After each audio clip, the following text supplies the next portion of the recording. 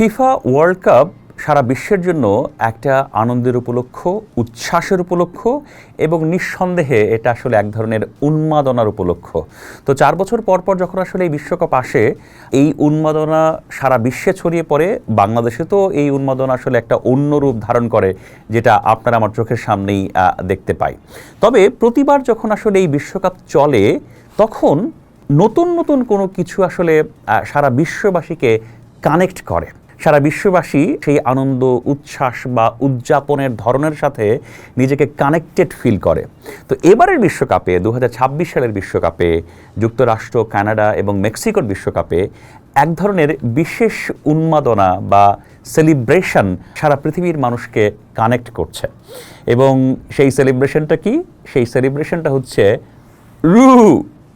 রু সেলিব্রেশন। হ্যাঁ, নিউ ইয়র্কের টাইম স্কোয়ার, বিভিন্ন স্টেডিয়াম, ইভেন যে দেশকে কেন্দ্র করে এই সেলিব্রেশন, নরওয়ের তো পার্লামেন্ট ভবন, নরওয়ের স্কুল, নরওয়ের মার্কেট, নরওয়ের হাসপাতাল, নরওয়ের এমন কোনো জায়গা নেই যে এই দেশের জনগণ আসলে রু সেলিব্রেশনটা আসলে সেলিব্রেট করছে না, নিজেদেরকে কানেক্ট করছে না।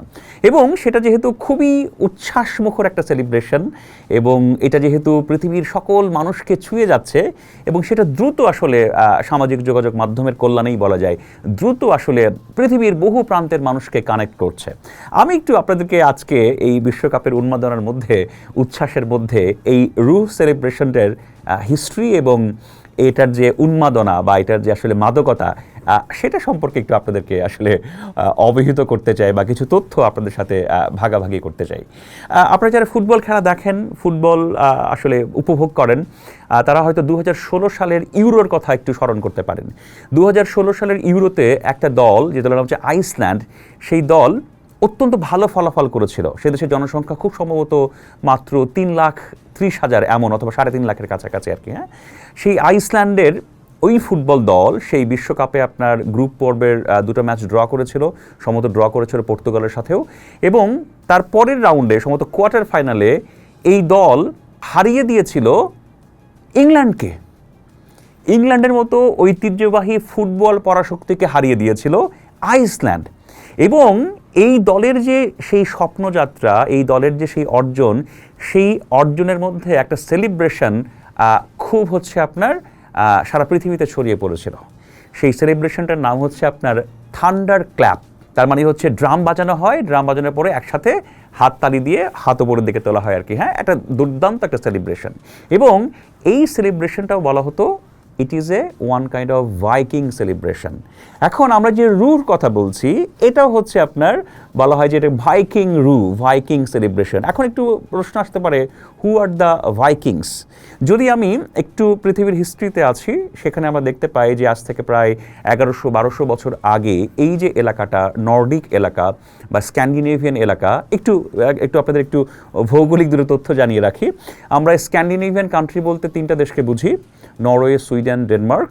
আর আবার নর্ডিক কান্ট্রি মানে হচ্ছে আপনার ইউরোপের একদম উত্তরে অবস্থিত যে দেশ, সেখানে 5টা দেশ আছে, যার মধ্যে স্ক্যান্ডিনেভিয়ান তিনটি দেশও আছে। সেখানে গিয়ে আবার 5টা দেশ একসাথে বলা হয় নর্ডিক কান্ট্রি। এই নর্ডিক কান্ট্রি কোনগুলো? নরওয়ে, ডেনমার্ক, সুইডেন, সাথে আরও 2টো দেশ, আইসল্যান্ড এবং ফিনল্যান্ড। তো এই অঞ্চলে আসলে 7ম এবং 8ম শতাব্দীতে এক ধরনের জনগোষ্ঠী ছিল, জাতিগোষ্ঠী ছিল, যারা আসলে ভাইকিংস নামে পরিচিত ছিল, এবং তারা মূলত ছিল সমুদ্র অভিযাত্রী একটা জনগোষ্ঠী। তারা আসলে নৌকাতে করে বিভিন্ন অভিযাত্রায় বেরোতেন। তো এই যে অভিযাত্রায় যখন তারা বেরোতেন, এবং তখন কি হতো যে শক্তিশালী নৌকা তৈরি করা হতো। আর যেহেতু তখন আপনার ইঞ্জিন চালিত কোনো নৌকা ছিল না, নৌকার আপনার দাঁড় বাওয়া হতো বা নৌকাকে এগিয়ে নেওয়া হতো হচ্ছে একেবারেই মানুষের মাধ্যমে, একটা টিম ওয়ার্কের মাধ্যমে। হ্যাঁ, এবং তারা কি করতেন? তারা হচ্ছে একসাথে একজন ক্যাপ্টেনের আপনার নির্দেশনা অনুযায়ী সবাই আসলে নৌকার দাঁড়টা বাইতেন এবং নৌকাকে সামনে এগিয়ে নিতেন। তো এই যে এগিয়ে নেয়া, এটা হতো একটা ছন্দের মাধ্যমে। হ্যাঁ, এবং এই ছন্দটাই হচ্ছে একটা চ্যান্ট বা একটা স্লোগান বা একটা উচ্ছ্বাসজনক শব্দের মাধ্যমে। সেটাকেই বলা হয় রু। তার মানে হচ্ছে একজন ভাইকিং দলনেতা, তিনি একটা নৌকার সামনে আছেন এবং তিনি সামনে থেকে অর্ডার করছেন বা নির্দেশনা দিচ্ছেন, এবং সবাই যখন নৌকার আপনার হাতলটা বেয়ে নৌকাটাকে টেনে নিচ্ছেন তখনই তারা সে শব্দটা উচ্চারণ করছেন, চ্যান্ট করছেন, সেটা হচ্ছে রু বা রু। উচ্চারণটা একটু আলাদা হয় বিভিন্ন জায়গায়, এবং সেটার মাধ্যমেই নৌকাটা সামনে এগিয়ে যেত। এবং এটাকে বলা হতো ভাইকিংদের স্ট্রেংথ, ইউনিটি এবং টিম ওয়ার্কের একটা হচ্ছে উচ্ছ্বাসমূলক শব্দ বা সমন্বিত কাজ। এবং সেটাই চলে এসেছে কোথায়? সেটাই চলে এসেছে এইবারের বিশ্বকাপে, 2026 সালের বিশ্বকাপে। সেজন্যই আপনারা দেখতে পাচ্ছেন যে নরওয়ে একটা ম্যাচ জেতার পরে নরওয়ের ক্যাপ্টেন মার্টিন অডিগার্ড তিনি একটা ড্রামে শব্দ করে সিগন্যাল দিচ্ছেন, তারপরে তার প্লেয়ার, তার কোচ এবং পুরো স্টেডিয়ামে থাকা নরওয়ের আপনার সমর্থকরা তারা রুহ বলে সেই সেলিব্রেশনে যোগ দিচ্ছেন।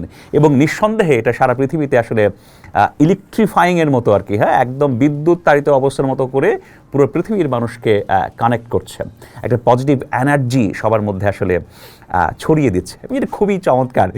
এবং আমার মনে হয় যে এই বিশ্বকাপে 2026 সালের আমেরিকা, মেক্সিকো এবং কানাডার বিশ্বকাপে এই রুহ সেলিব্রেশনটা আসলে ভীষণভাবে মানুষের দীর্ঘদিন মনে থাকবে। একটু নরওয়ে টিমের কথা আসি। নরওয়ে আপনারা জানেন খুব ভালো খেলছে, তাদের কিছু ইন্টারন্যাশনাল মানের বিশ্বের বড় বড় ক্লাবের আপনার প্রধান প্লেয়াররা এই টিমে আছে।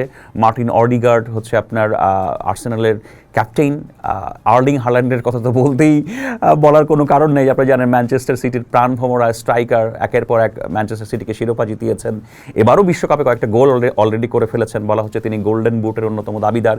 তো এই বিশ্বকাপে নরওয়ে যে আরও ভালো কিছু করবে, নরওয়ের তাদের রুহ যাত্রা বা রুহ অভিযাত্রা যে আরও এগিয়ে নেবে তাতে কোনো সন্দেহ নেই। এবং এটা কিন্তু যারা ফুটবল বোদ্ধা তারা কিন্তু অনেক আগে থেকেই এটা কিন্তু আসলে প্রেডিক্ট করছিলেন। কারণ এই বিশ্বকাপে আসার আগে প্রথমবার নরওয়ে যে পারফরমেন্স করেছে অর্থাৎ কোয়ালিফাইংয়ে, সেটা কিন্তু ছিল এক্সট্রা অর্ডিনারি। তাদের গ্রুপে ছিল ইতালি, তারা ইতালিকে পাশ কাটিয়ে অর্থাৎ ইতালিকে 2 নম্বরে রেখে তারা ইতালিকে হোম অ্যান্ড অ্যাওয়ে ম্যাচে হারিয়ে গ্রুপ পর্বের 8টা ম্যাচের মধ্যে 8টা ম্যাচে জয়লাভ করেছে নরওয়ে। নরওয়ের স্ট্রাইকার আর্লিং হাল্যান্ড বাছাই পর্বে আপনার 16টা গোল করেছে, যেটার অর্ধেক গোলও কেউ আপনার ইউরোপের বাছাই পর্বে কেউ করতে পারেনি। এবং তারা কোনো ম্যাচই হারেনি, তার মানে 8টা ম্যাচের মধ্যে 8টা ম্যাচই জিতেছে।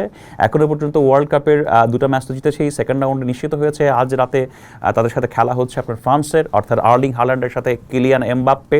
বুঝতেই পাচ্ছেন কত বড় একটা ফাইট হতে যাচ্ছে।